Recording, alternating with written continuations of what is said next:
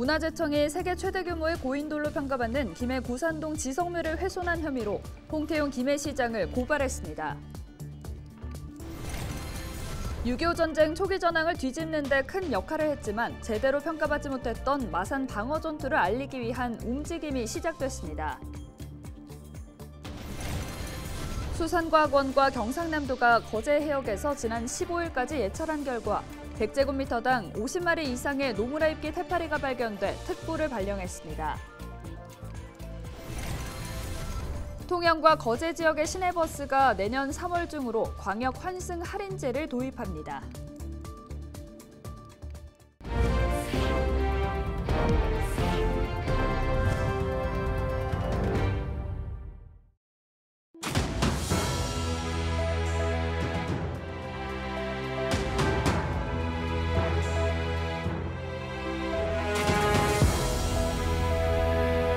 여러분 안녕하십니까? 헬로TV 경남뉴스입니다.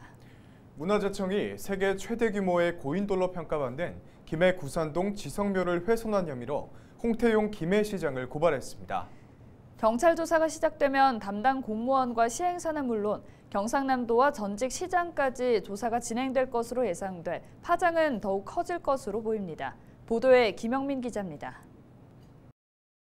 무게 350톤이 넘는 세계 최대 규모의 김해 구산동 고인돌. 김해시는 재작년 말부터 지성묘 복원정비 사업을 시작했습니다. 그런데 이 과정에서 문화재청의 허가 없이 주변에 깔려있던 박석을 뽑은 사실이 확인됐습니다. 문화재청과 국립가야문화재연구소는 사실상 김해시가 문화재를 훼손했다는 결론을 내렸습니다. 문화재청은 매장문화재보호법 위반 혐의로 홍태용 김해시장을 경찰에 고발했습니다. 현행법상 허가 또는 변경 허가 없이 매장 문화재를 발굴하거나 문화재 유존 지역의 현상을 변경하면 10년 이하의 징역이나 1억 원 이하의 벌금에 처해질 수 있습니다. 저희는 이제 어떻게든 훼손한 사람을 특정하기가 어렵기 때문에 그거에 대해서 이제 김해 시장님을 이제 사업 시행자가 김해시기 때문에 시장님을 이제 고발한 현 상황입니다. 현재. 문화재청의 고발로 복원사업 관계자들의 경찰 조사는 불가피할 것으로 보입니다. 경찰은 허가를 내준 경상남도를 비롯해 허성곤 전 김해시장과 담당 공무원들에 대한 조사도 검토하고 있는 것으로 알려졌습니다. 김해시는 현재 경찰 조사 중인 만큼 다른 내용에 관해서는 확인해 줄 수 없으며 조사에 성실히 임하겠다는 입장을 내놓았습니다. 문화재 훼손을 놓고 경찰 조사가 시작된 가운데 경찰은 지성묘의 정확한 훼손 시기와 원인 등을 집중적으로 조사할 방침입니다.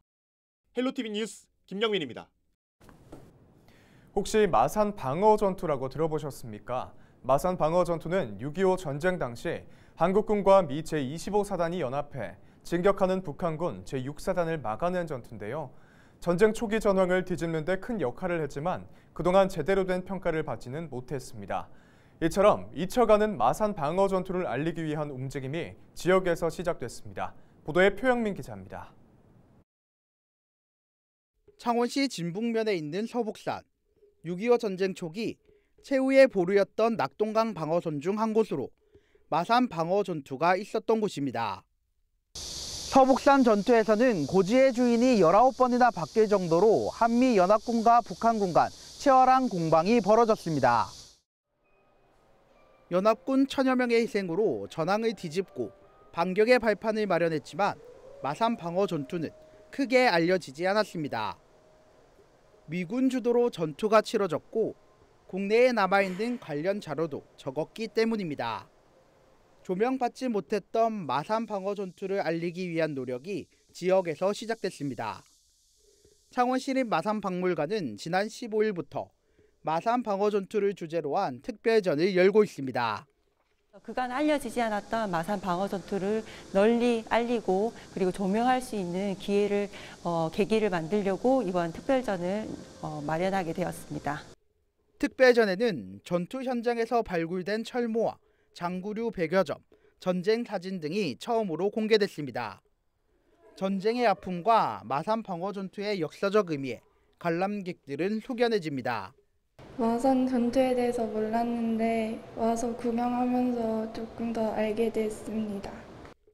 승전을 기념할 공간도 없고 국방부 6.25 전장사에도 기록되지 못한 채 잊혀져 가는 마산 방어 전투. 이를 기억하려는 지역의 움직임이 첫걸음을 뗐습니다. 헬로티비 뉴스 표영민입니다.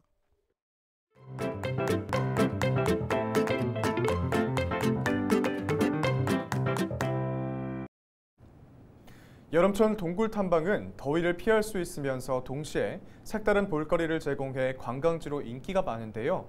평창군에 위치한 백룡동굴은 조금 다르다고 합니다. 조명이나 탐방로가 따로 없어서 탐방이 아니라 탐험 수준이라고 하는데요. 김수아 기자가 다녀왔습니다. 마치 폭포수가 흐르다 그대로 얼어붙은 듯 벽면에 수많은 석회 기둥이 붙어 있습니다. 빗물이나 지하수가 흐르면서 석회암을 녹여 만들어낸 것입니다.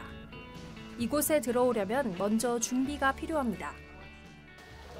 동굴에 들어가려면 이렇게 헬멧과 장화를 착용해야 합니다. 이제 동굴 입구까지 배를 타고 들어가도록 하겠습니다. 동강의 자연을 감상하다 보면 어느새 동굴 입구에 다다릅니다. 동굴 내부 온도는 사계절 내내 10도에서 13도 사이를 유지합니다. 여름에도 서늘해 피서객이 많이 찾습니다. 이제 막 동굴 안으로 들어와 좀 더 깊숙이 들어가 보려고 하는데요. 이곳은 다른 동굴들과 다르게 탐방로나 조명이 따로 없다는 점이 특징입니다. 덕분에 탐방보다는 탐험에 가까운 체험을 할 수 있습니다.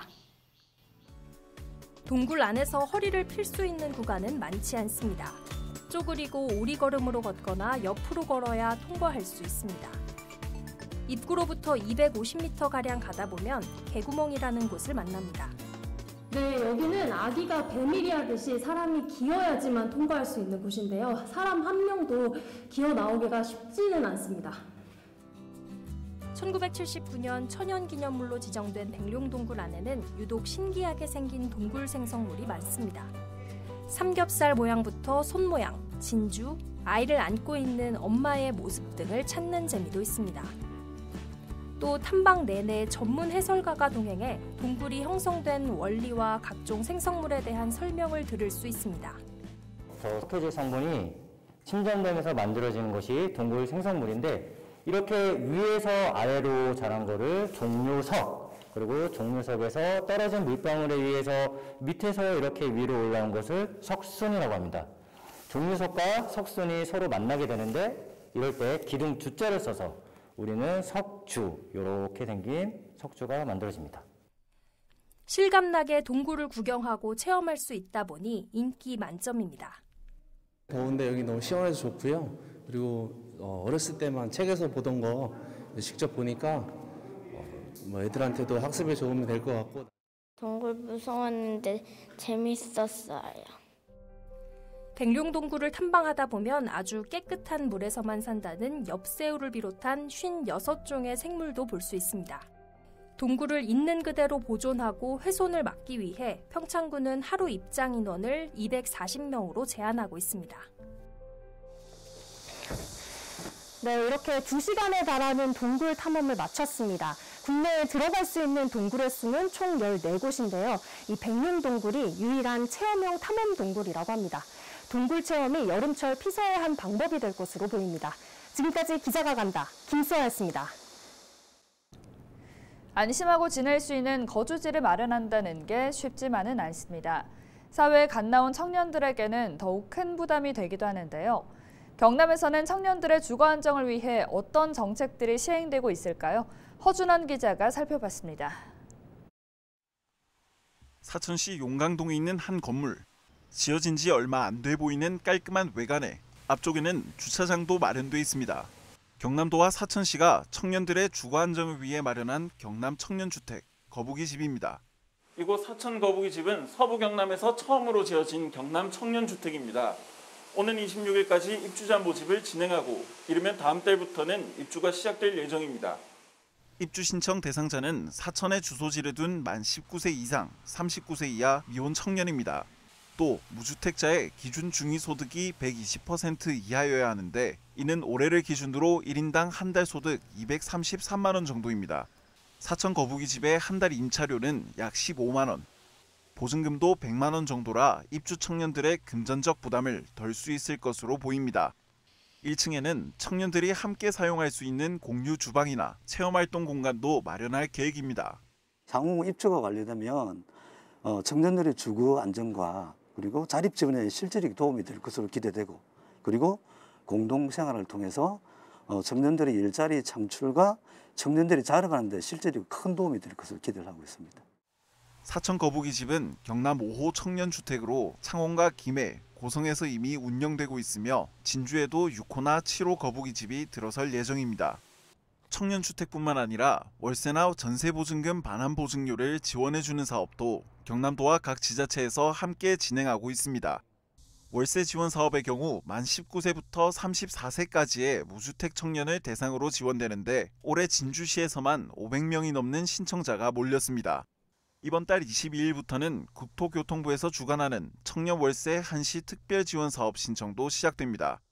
지원 연령은 동일하지만 청년 가구 기준 중위소득이 60%, 직계가족을 포함한 원가구 기준 중위소득이 100% 이하여야 신청이 가능합니다. 전세보증금 반환보증료는 청년뿐만 아니라 신혼부부도 지원받을 수 있습니다. 전세보증금 반환보증은 전세 계약이 끝나고 보증금을 돌려받지 못할 경우에 대비한 보험입니다. 보험료 전액을 지원해주며 만 19세에서 39세 무주택 청년이나 결혼한 지 7년 이내의 신혼부부면 나이에 상관없이 신청할 수 있습니다. 기준 중위소득이 180% 이하여야 하며 서부 경남에서는 진주와 사천이 지원 지역에 포함됐습니다. 진주의 경우 예산이 모두 소진돼 모집이 조기 마감됐고 사천은 아직 진행되고 있습니다. SCS 허준원입니다.